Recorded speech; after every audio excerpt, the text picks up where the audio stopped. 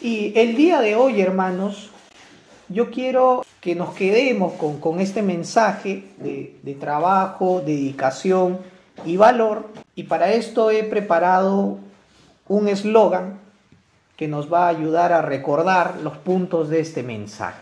El eslogan dice así: con trabajo, dedicación y valor, sirvo al Señor con todo mi corazón. A ver, repitamos una vez más. Con trabajo, dedicación y valor, sirvo al Señor con todo mi corazón. Muy bien, muy bien. Entonces, vamos a comenzar con la introducción a este mensaje, hermanos. En esta ocasión, Pablo llega a la ciudad de Corinto, deja Atenas y va a Corinto. Y Corinto, hermanos, era capital de la provincia de Acaya. Era antiguamente también la principal ciudad comercial de Grecia. Era una ciudad cosmopolita. Y debido a su ubicación en el istmo, ¿ya? Geográficamente, también tenía bastantes puertos, en lo cual le permitía conectarse con el mundo grecorromano, ¿no? Entonces era un gran punto de oportunidad para que se compartiera el Evangelio y llegase a varias partes del mundo antiguo, ¿no? Entonces, ¿cuánta era la población de Corinto? Más o menos 200.000 personas, ¿no? ¿A qué distancia estaba Corinto de Atenas? De lo que Pablo recorrió, más o menos 75 kilómetros. Aproximadamente Pablo llegaría a Corinto durante un viaje de un día entero. Como se reunían varios conglomerados de comerciantes y mucha gente de diversas partes del imperio, también venían no solamente por el aspecto de hacer negocios, sino también por satisfacer sus deseos personales, porque Corinto era una ciudad muy desenfrenada por la inmoralidad. Tanto era así la ciudad de Corinto, que la palabra corintizarse era sinónimo de decir que tú vivías una vida inmoral. Cuando nosotros nos ponemos a pensar acerca de Huacho, de nuestra ciudad, ¿cuántos habitantes son? ¿Cómo están viviendo los habitantes de Huacho? ¿Qué es lo que más los caracteriza? Cuando dicen Huacho, ¿qué es lo primero que viene a la mente de la gente, ¿no? Es algo que tenemos que pensar un poco, porque ¿qué imagen estamos dejando al resto de distritos y también pues a nivel del país, ¿no? Ahora, pero Pablo tenía mucho que afrontar cuando llegó a Corinto. Le esperaba un arduo trabajo, porque él comenzaría a sostenerse por su propia cuenta. Él tendría que trabajar. No solo esto, sino también que mostraría una ferviente dedicación a predicar el Evangelio en varias partes de Corinto. Y no solo esto, sino que él se enfrentó a peligros ahí. Cómo el Señor lo ayuda a afrontarlo. Que esto también nos ayude a perseverar en esta misión. Por eso hemos de preguntarnos tres cositas aquí. ¿Cómo abordamos el desafío de trabajar y evangelizar también? ¿Qué motiva nuestra dedicación a hacer la voluntad del Señor? Y por último, ¿cómo podemos cobrar ese valor y ese ánimo para no dejar de cumplir esta misión? Bien, vamos a pasar al desarrollo del mensaje y vamos a tocar 3 puntos el día de hoy. Primero, los versículos del 1 al 3 vamos a ver que debemos de servir al Señor con nuestra profesión. Como segundo punto, vamos a ver que debemos de servir al Señor con toda dedicación. Y como tercer punto, tenemos que servir al Señor mostrando valentía. Comencemos entonces con los versículos del 1 al 3. Ustedes tienen ahí sus programas, Hechos 18, comenzando del 1 hasta el 3. ¿Qué es lo que nos dice, ¿no? Pablo llega a Corinto, se encuentra con un matrimonio, ¿verdad? Con un judío que se llamaba Aquila, nacido del Ponto, que había llegado recientemente de Italia junto con Priscila, su mujer, porque Claudio, el emperador, había ordenado que todos los judíos salieran de Roma y Pablo fue a verlos. Y se quedó con ellos para que trabajaran juntos, pues tanto ellos como él fabricaban tiendas de campaña. Bien, hasta ahí vamos a tocar la primera parte. Y vamos a ver cómo es que el apóstol Pablo comienza a forjar relaciones laborales. ¿Ya? Si nosotros queremos también forjar esas relaciones laborales con otras personas creyentes, sean o no sean de la misma denominación, podemos hacer un buen equipo.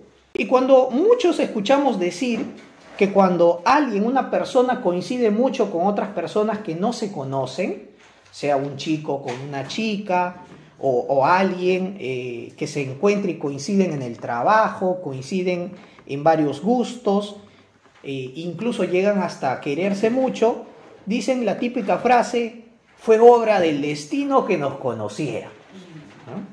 Es más, fue el universo quien nos juntó, ¿no? Y esto lo hacen para expresar ese encuentro y esa relación especial que al conocerse impactan y cambian sus vidas, ¿verdad? Pero sabemos que no es el universo, no es un mero destino, sino es Dios el trazador de destinos, el logos personal del universo quien hace estas movidas en nuestra vida y hace que Pablo coincida con estos dos escogidos, este matrimonio, para cambiar el mundo. Bien, vamos a entender un poquito acerca de cómo es que ellos llegan a conocerse. ¿Por qué razón? Por el edicto del emperador Tiberio Claudio César Augusto. Así es su nombre completo de este emperador, ¿no? Sí. En el año 49 resulta que él hace un decreto y bota a los judíos, los expulsa de Roma. Y esto es también corroborado por el historiador romano Suetonio.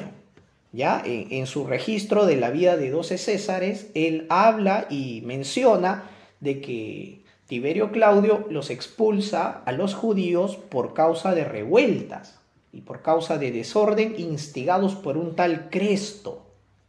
¿Ya? Entonces, hay algunos que dicen, seguramente se tratase de algún judío rebelde de la diáspora, ¿no? Que se llamaba Cresto y ocasionaba esto. Otros dicen posiblemente se refería a la persona de Cristo, ¿no? Al movimiento del Evangelio, quizá que estaba causando algunas revueltas ahí. Bueno, nos quedamos con estos postulados, ¿ya?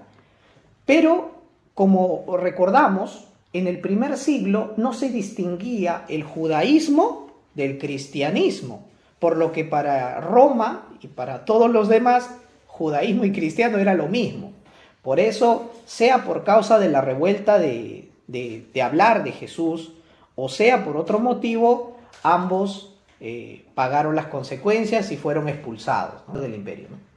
No quiero más revueltas, no quiero que Roma pase lo mismo que está pasando Israel, ¿no? Con que aparece un Mesías y otro Mesías, ¿no? Y en esta situación es donde Pablo conoce a este matrimonio judío, Aquila y su esposa Priscila. ¿Qué significa el nombre Aquila? Pues viene del latín águila, ¿ya? Águila. Y Priscila es el diminutivo del nombre Prisca, ¿ya? Y Prisca significa anciana o mujer reverenciada. Recuerden que los ancianas son personas que se les debe dar respeto y reverencia. Entonces, a eso alude el nombre Prisca o Priscila. Es como que yo me llamo Manuel y me digan Manuelito, ¿no? Algo así, ¿no? Entonces Priscila, ¿no? Así ese diminutivo, ¿no? Aquila venía del Ponto y él llega a conocer posiblemente a su esposa Priscila en Italia, ¿no? En Roma, pero sucede esto y llegan a Corinto, ¿ya?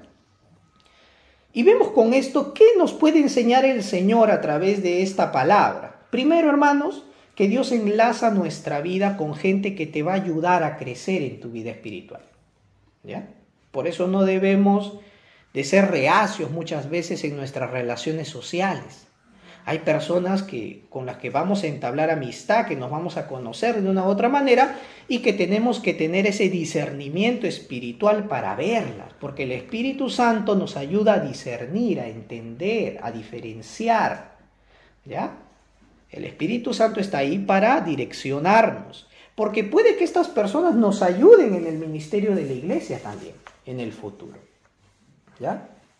También nos enseña de que algunas veces las pérdidas que podamos tener materiales, ¿ya?, son para un bien mayor. En este caso, ¿qué pérdidas no pudieron haber tenido este matrimonio, ¿no? Imagínense, de la noche a la mañana te sacan de tu país, se queda tu casa, se quedan tus negocios, se quedan muchas cosas, tus amigos, tus familiares, ¿no? Y pierdes muchas cosas de la noche a la mañana.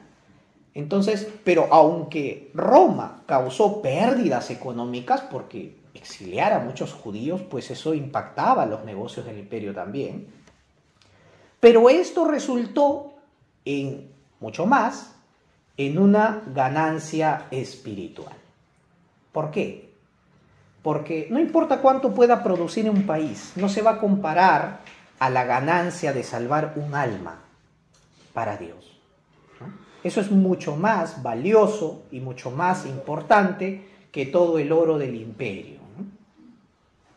Y también hay que reconocer en el texto que Dios mueve las situaciones para hacer cumplir su plan en el tiempo perfecto. Miren cómo Dios ha sincronizado todo ya desde la eternidad, de manera que justo cuando Pablo llega a Corinto, justo se está dando esta situación. El año 49 se decreta y posiblemente en el año 50 ya ellos están en Corinto.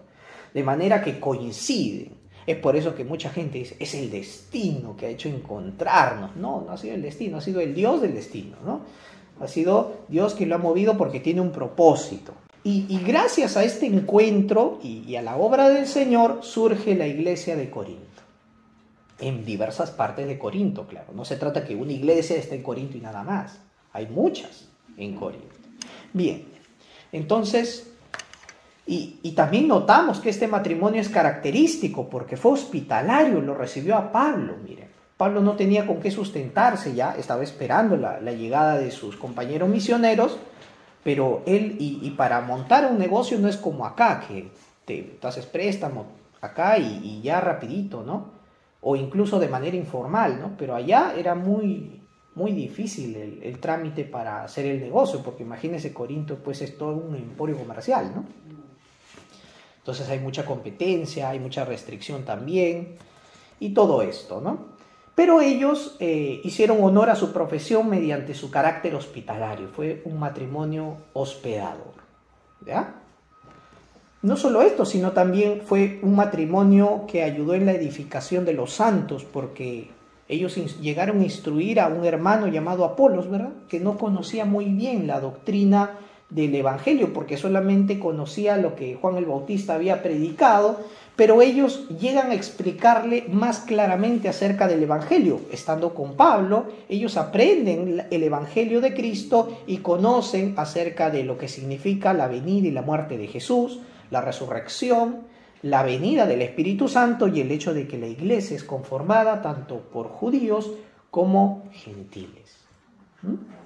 Entonces, más claramente con eso, ya con más diligencia, Apolos continúa esta labor. Y por último vemos que fueron muy cuidadores, ¿no? Protectores, cuidadores del apóstol Pablo y de los santos. Romanos 16:3 nos va a decir que ellos fueron los colaboradores y los cuales expusieron su vida por Pablo. Y Pablo dice, yo no solamente le doy yo gracias a ellos, sino también todas las iglesias de los gentiles. Entonces, miremos esta labor cuidadora de este matrimonio. Como segundo subpunto de este primer punto, vamos a ver cómo es que ellos comenzaron a crecer en el ejercicio de su doble labor. Porque recordemos que Pablo tenía que trabajar y a la vez predicar el Evangelio. Y como Corinto era un centro de producción, fabricación de telas de púrpura, alfombras y muchos otros productos, esto calzaba bien con el trabajo que Pablo había aprendido antes, ¿no? Porque él venía de Tarso, de la provincia de Cilicia, y en Cilicia también se producían telas para tiendas de campaña, ¿ya? Con pelo de cabra y que se usaban así para acampar, ¿no? Entonces, esto calzó perfectamente y le ayudó a sostenerse económicamente en Corinto. Ahora, ellos también pues lo reciben y coinciden en esta labor, ¿no? Y ahí horas y horas en el taller pasaban hablando acerca de Cristo, ¿no? ¿Qué nos enseña con todo esto, hermanos? Que tenemos que saber cómo vincular nuestro trabajo secular con la labor ministerial, ¿ya? ¿Qué más nos enseña? Que tenemos que fomentar también a la ayuda comunitaria. Ahora, vincular nuestro trabajo secular con ministerial también es todo un trabajo, es un trabajo creativo, ¿ya? No es nada fácil, implica mucha dedicación, mucho esfuerzo, y sobre todo porque Pablo es una figura que identifica a muchos pastores bivocacionales, ¿no? Que muchas veces la iglesia no puede solventarlos, entonces ellos tienen que trabajar también por su cuenta. Pablo acá mencionó en la carta a los Corintios de que él debería de recibir un salario, pero él se abstiene porque no quiere presentar trabas o impedimentos al evangelio para que la gente de Corinto crea, porque muchos cobraban por hablar de Jesús, ¿no? Entonces él no quería llegar incluso a confundir estas cosas, ¿no? Ahora, debemos de preguntarnos, ¿mi trabajo que yo busco emprender es digno ante los ojos de Dios y es de respeto delante de los hombres, sí o no? Es algo que debemos de considerar para seguir con mi emprendimiento. Quizá mi emprendimiento genera mucha ganancia, pero es pecaminoso. Entonces, como cristiano yo tengo que dejar eso. Claro, me va a doler, ¿no? Pero es necesario. El cristiano no busca el trabajo como un fin, sino como un medio. Y hay muchas alternativas para trabajar. Y esto tenemos que hacerlo para que no haya impedimento de dar testimonio de Jesús. ¿Y de qué manera podemos vincular nuestro deber con Dios en nuestras labores seculares? Y yo me imaginaba, ¿pueden imaginarse también ustedes, hermanos, cómo es que el apóstol Pablo diariamente vinculaba el evangelio con su negocio de hacer tiendas de campaña? Yo me pregunto que después de ofrecer, ¿no?, tiendas de silicia, ¿no?, tiendas con la mejor tela de cabra, ¿no?, el pelo de cabra, te va a abrigar, te va a proteger, ¿no? Entonces, después de un día de ofrecer sus productos, ahora le toca ofrecer la dádiva de Dios. Y le preguntan, oye, sí, tú estás ofreciendo tiendas, ¿no?, pero tú no eres de acá. ¿Cuál es tu depósito para tu negocio? Ah, mi depósito es el evangelio. Esa es la esperanza de la vida eterna en la cual el Señor tiene guardada mi vida. Y cuando le hablan y llama a los clientes así para vender las tiendas de campaña, y así como las ofrecía, yo me pongo a pensar posiblemente que ofreciera así, ¿no? Vengan y acérquense a la tienda más gloriosa que existe. No han visto esta tienda en otro lado, no la venden en otro lado.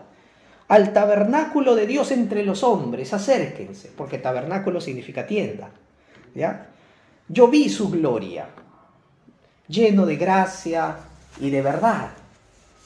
Y la gente, pues, que escucha eso, una tienda, pues, súper lujosa, ¿no? Una tienda especial, única, pues, ¿no? Seguro este extranjero se ha traído algo, ¿no? Algo muy especial de su tierra, ¿no? Y alguien quizá pregunte, pero ¿para quién puede ser esa tienda tan gloriosa que tú dices, ¿no? Quizás solamente los ricos accedan, pues, ¿no? Entonces Pablo diría, para todos los que necesiten un refugio, un techo en la cual busquen abrigo y protección de la oscura noche. En esta ciudad donde muchos moran en los templos pecaminosos de Afrodita, el Dios verdadero, lleno de amor y de misericordia, te invita a morar bajo su sombra. Pues cuando de tus delitos y pecados abundaron mucho en esta ciudad, mucho más sobreabundó su gracia para contigo. Y si alguien preguntara cuánto cuesta o cómo lo pago, él diría, si no te alcanzó para comprar nuestras tiendas de campaña, ahí con Priscila y Aquila, no te deprimas.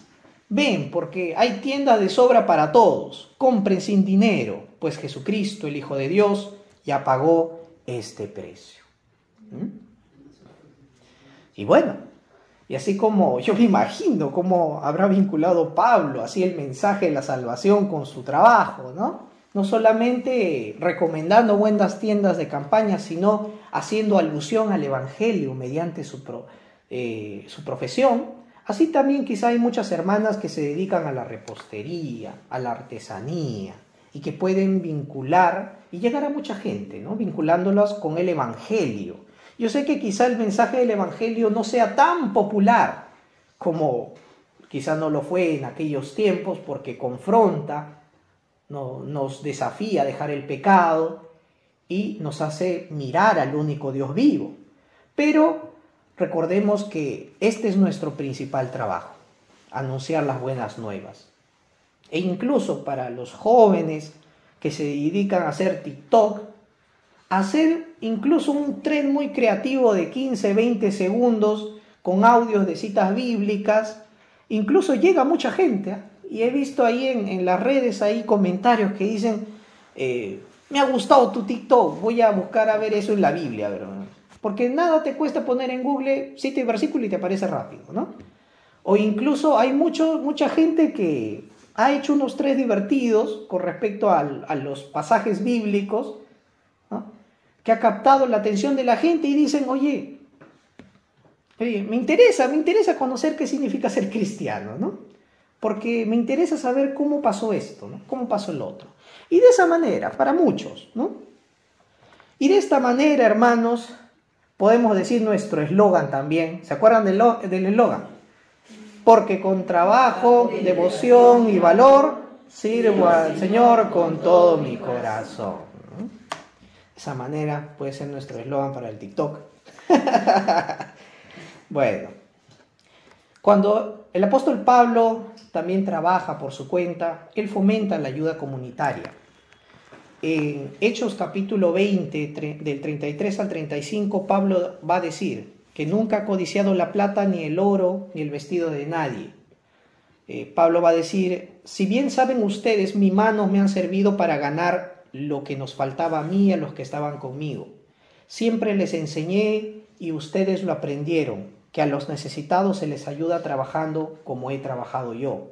Y recordando las palabras del Señor Jesús que dijo, hay más bendición en dar que recibir.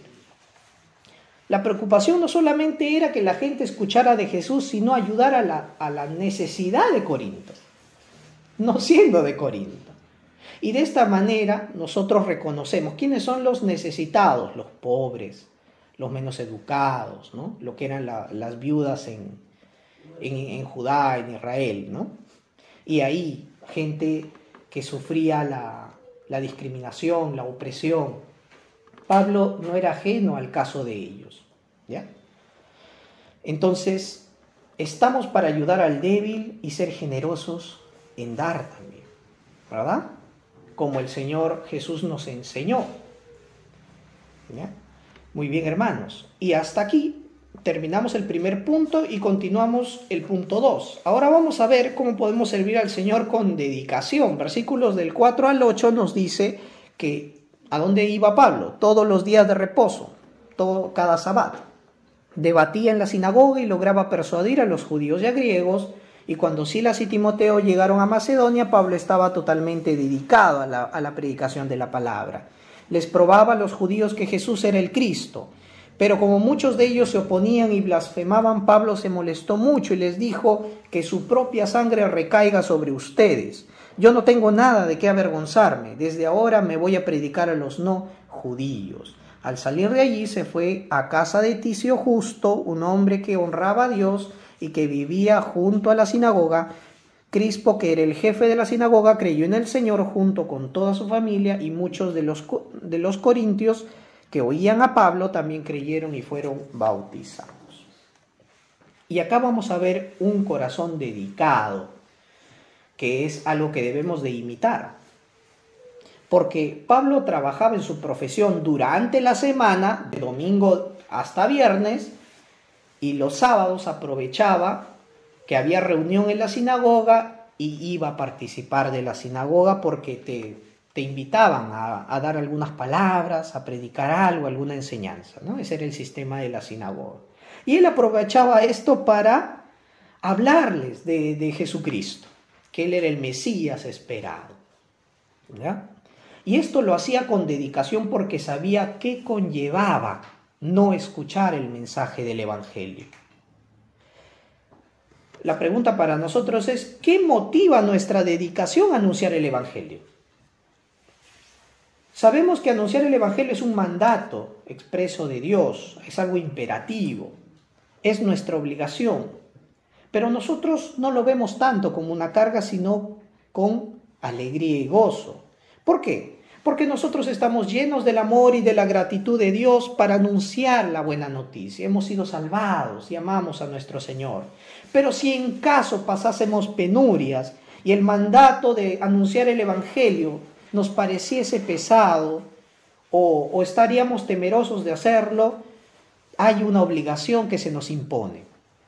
Nosotros que conocemos la verdad tenemos la responsabilidad sobre la vida de otros.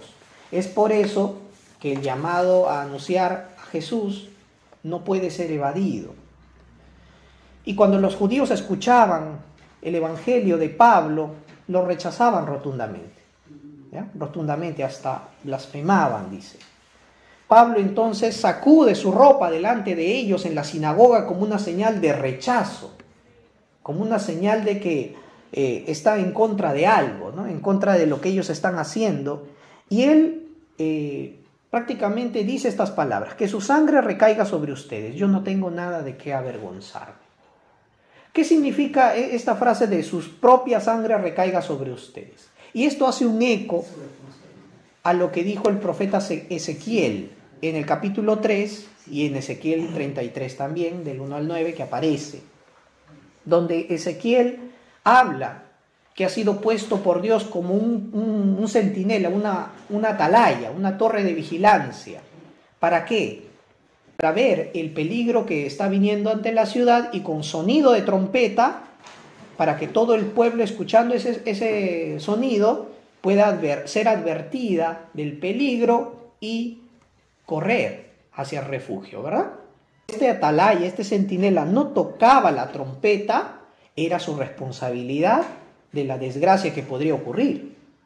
Por esa razón, aquí el profeta Ezequiel deja en claro ya de que hay una gran responsabilidad como atalayas del Señor, que tenemos que anunciar o prevenir a la gente del peligro. Ahora el apóstol Pablo está diciendo: yo he cumplido mi labor como el atalaya de Ezequiel. Yo les estoy avisando del peligro mortal, lo que significa del pecado. Por eso yo ahora me considero libre de culpa. Yo ya les avisé que hay un pecado inminente en sus vidas y que solamente Jesucristo, en Jesús, tienen plena salvación. Es el único camino para ser salvo, no hay otro. Yo ya estoy absuelto del juicio de Dios que pedirá cuenta sobre ustedes. Yo ya les avisé, ¿no? ¿Y qué aplicaciones podemos tener aquí? Primero, hermanos, que también podemos estar enfocados en la gente que está dispuesta a escuchar, porque no todos van a escuchar. No todos les va a gustar lo que vamos a decir del Evangelio, ¿ya? Mucha gente va a cerrar su corazón y va a rechazar el mensaje, pero tenemos que ver que no todos lo harán. Hay algunos que escucharán. Así como Pablo se sacudió las ropas, ¿no? Rechazando, ¿no? La dureza del corazón de los judíos, tú tienes que sacudirte de todo desaliento, de todo rechazo. No te tienes que quedar con ese rechazo, porque genera odio, genera resentimiento. Y él había sido puesto no para juzgar a la gente, sino para ayudarlos, comunicándoles la salvación. Y tú puedes ser un atalaya para tu familia, en tu trabajo, en tu iglesia, ¿ya? Porque decir que en la iglesia no se peca es mentir. Todos nosotros que nos congregamos estamos en el camino de la perfección y también venimos con faltas. Por eso, amonestándonos unos a otros en la familia, en el trabajo, estamos cumpliendo la labor que Pablo hizo en la sinagoga y la labor que hizo Ezequiel como atalaya, hablando y previniendo acerca del peligro de la condenación eterna. Y por eso, y si nosotros cumplimos, aunque tenga ese costo de ser rechazados, cumplir con nuestro deber te va a dar tranquilidad de conciencia. Porque mientras no lo hagas, no vas a estar en paz.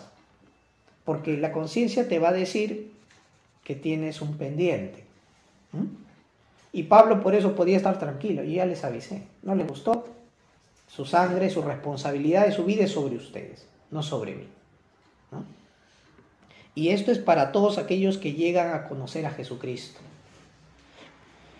Y aunque la dedicación fue ardua de Pablo,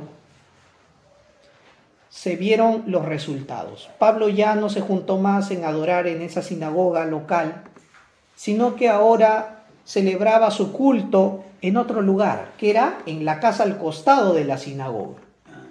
Un hombre llamado Ticio Justo creyó al escuchar estas palabras. Él sí escuchó el sonido de la trompeta que tocaba Pablo, y él abrió su corazón al Señor y recibió a Pablo en su casa. Y no solamente eso, sino que abrió su casa para que ahí se predicase el Evangelio.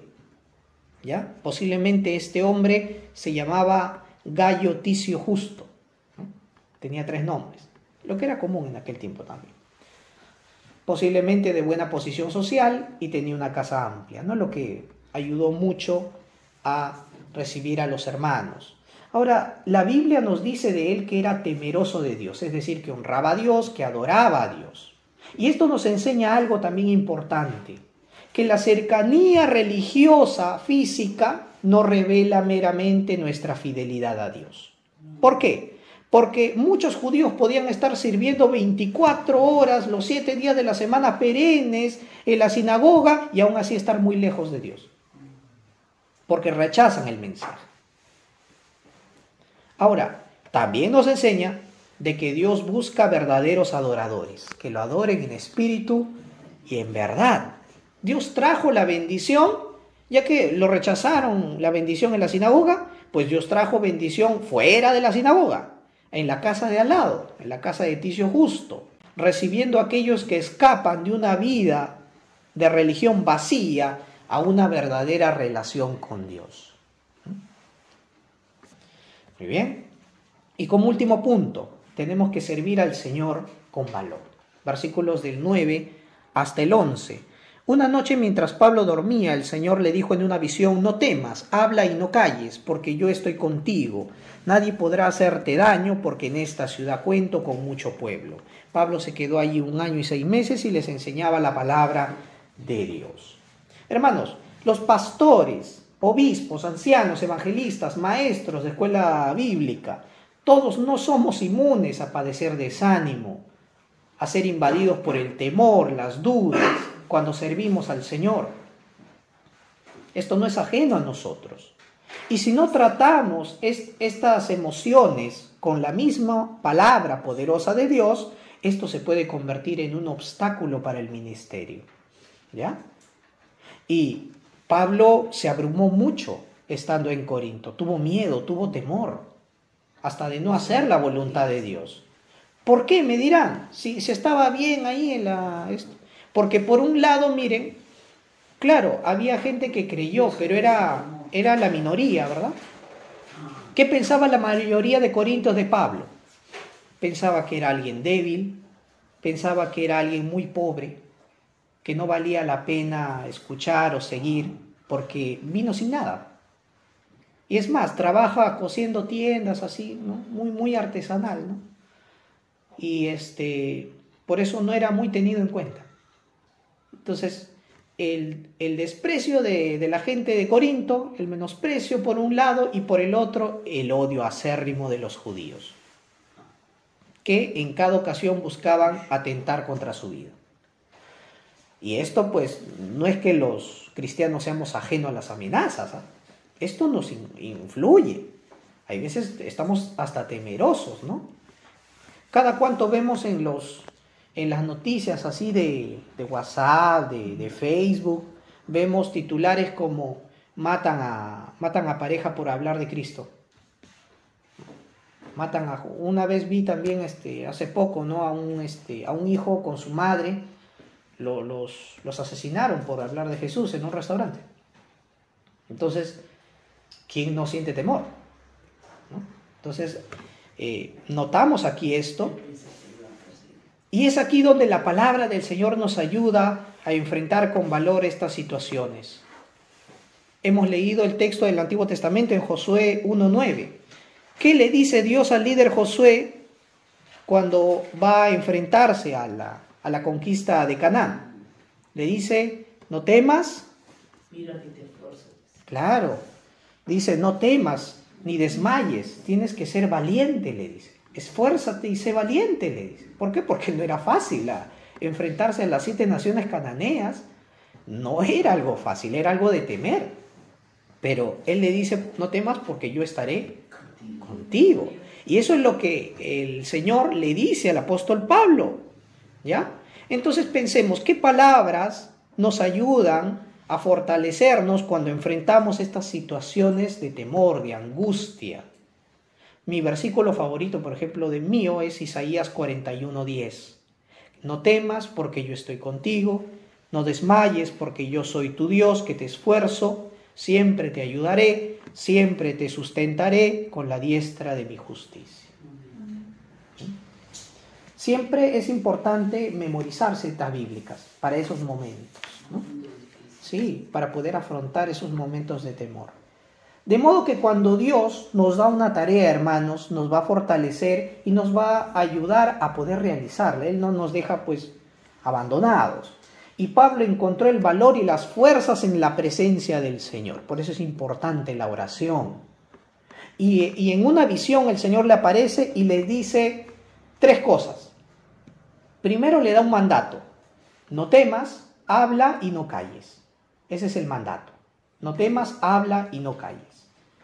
La razón de por qué le dice eso. Porque yo estaré contigo. La presencia de Cristo, Emmanuel, Dios con nosotros. Y le hace una promesa. No dejaré que nadie te haga daño. Esa es la promesa. Y esto podemos tomarlo para nosotros también. ¿Por qué Dios le dijo no temas? A pesar del peligro que tú estás viendo, las amenazas que escuchas, no temas. Tú sigue hablando nada más, no calles. ¿Por qué? Porque el Señor Jesús dio su vida en la cruz por el gran peligro de condenación que es el pecado. Porque la labor es tan importante, no debes de detenerte. Por esa razón le dijo, habla y no calles, ¿no? La razón, Emmanuel, Dios está con nosotros. ¿Y de qué manera la presencia de Cristo nos ayuda a afrontar estos temores ante las crisis? Porque cuando recordamos la obra de nuestro Señor Jesucristo, nuestro Señor Jesús no lo mataron en la cruz. Nuestro Señor Jesús en la cruz venció. El Señor Jesús no es que lo mataron en la cruz. Al Señor Jesús dice el texto claramente, después de haber terminado de decir todas las cosas que tenía que decir y hacer, Él entrega su espíritu. Como un trabajador que acaba su labor y dice, ya acabé, te entrego mi equipo, el chaleco, todo de trabajo, ya acabé. Ya hice mi trabajo. De igual manera el Señor en la cruz, habiendo consumado todo, no, habiendo hecho todo, dice, consumado es. Jesús en la cruz venció. Y durante su vida de 3 años en la tierra, venció perfectamente en contra de las penurias y las miserias de la vida. De manera que su victoria sobre el mundo nos alienta a seguir y a vencer. Por eso Él dice, no teman, porque yo he vencido al mundo. Y la promesa de que nadie nos hará daño. Esto no significa, no Pablo, yo te voy a quitar todos los problemas y todos ahora sí te van a tratar bien. No, no se trata de ser libres de algún tema físico, material. Se trata de que Dios cuida tu vida. Vas a pasar situaciones difíciles, sí, pero yo voy a guardar tu vida. Tu vida no se va a perder. Porque después vamos a continuar leyendo después, ya en sus casas, que Pablo es acusado después por la gente en Corinto. Bueno, ¿qué aplicaciones podemos dar aquí? Que el temor es normal, hermanos. Sentir temor, angustia, pero no debemos dejarnos dominar o controlar por estas emociones. Dios no reprende a Pablo por tener miedo, sino que le da el valor para superar estos retos. Y que también obedecer al Señor es un mandato a hablar la verdad y no callar, ¿ya? Porque callar ante el pecado es avalar el pecado.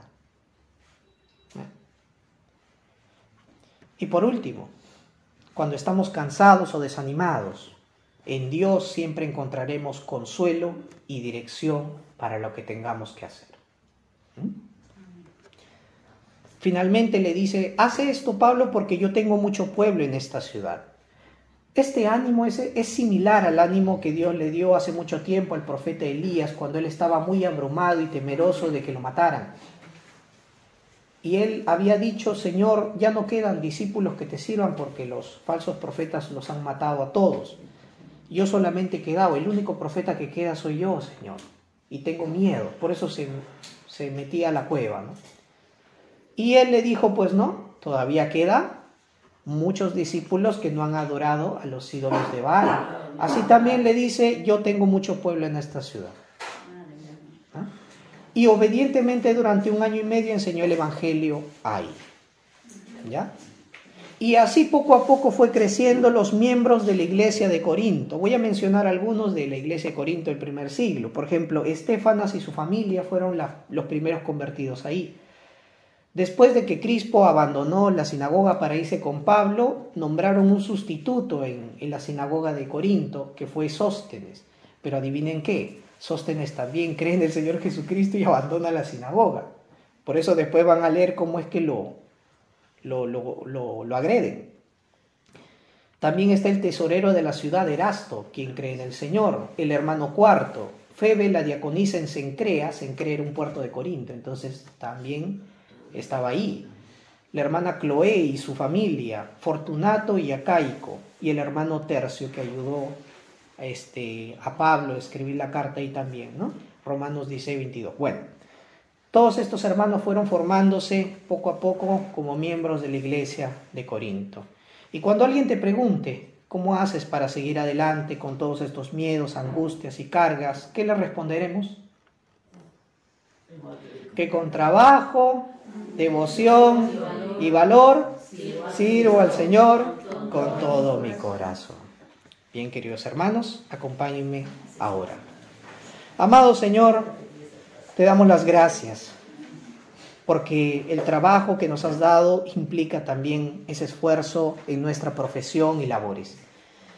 Gracias, Señor, porque cómo llevar esta gran carga si no es con la devoción con la que tú pones diariamente en nuestros corazones para impulsarnos a tu obra. Y Señor, ante los peligros que nos abruman en este mundo, que nos superan en gran manera en nuestras fuerzas, hallamos valor y fortaleza y denuedo solamente en ti. Ayúdanos, Señor, a ser partícipes de tu obra, Señor, con trabajo, dedicación y valor. Te lo pedimos en el nombre de Jesucristo. Amén.